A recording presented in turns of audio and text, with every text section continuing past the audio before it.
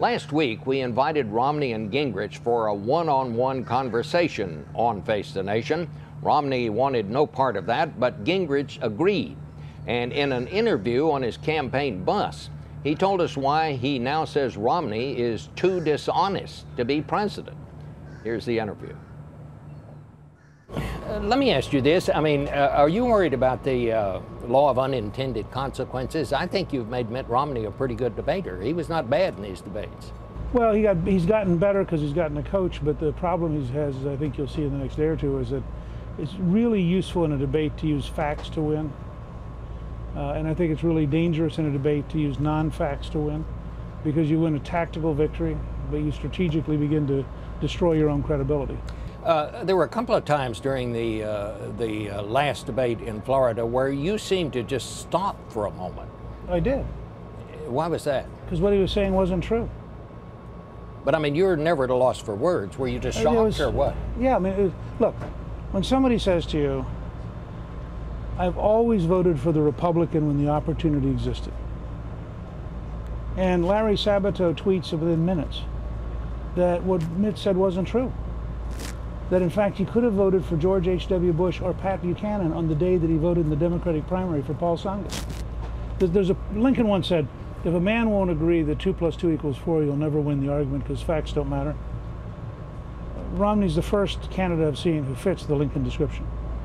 You run in a pretty tough ad down here now. Basically, it starts off with Mike Huckabee saying if a man is dishonest in getting a job, he'll be dishonest on the job. Are you saying that Mitt Romney has a character flaw here, that he's just dishonest? You and I have had this conversation. Yes, we have.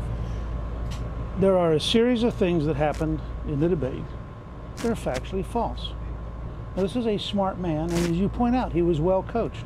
He came into the debate prepared to say things that are false. I'll let you decide whether that's clever or whether that's really bad. I think somebody running for president has a unique requirement to be honest, because the only way you lead the American people is by having them believe in you. And just take the one example I gave you. It is a fact in 1992, he gave money to Democrats for Congress. He voted in the Democratic primary for Paul Tsongas, who was the most liberal candidate. That's just he could have said, yeah, you know, I was in Massachusetts. What? I mean, he could have admitted it. He stood there, and this is why several times during the debate, if you go back and look at it, I'm standing there controlling myself, because I didn't want to get into a running fight at that moment when I knew what he was saying was so false, that the better way to handle it is to get the data, lay it out, let people make a judgment on their own. I mean, the election wasn't going to be the next morning. If you don't win Florida, what happens? Do you keep going? Oh, sure. I mean, I think when you're ahead 52-39, why would you quit? But I think there's a very high likelihood we're going to win Florida, because I think when people understand how many different times last night he said things that weren't true, his credibility is going to just frankly collapse. Mr. Speaker, I want to thank you. Good to see you, Bob. Okay. Thank you.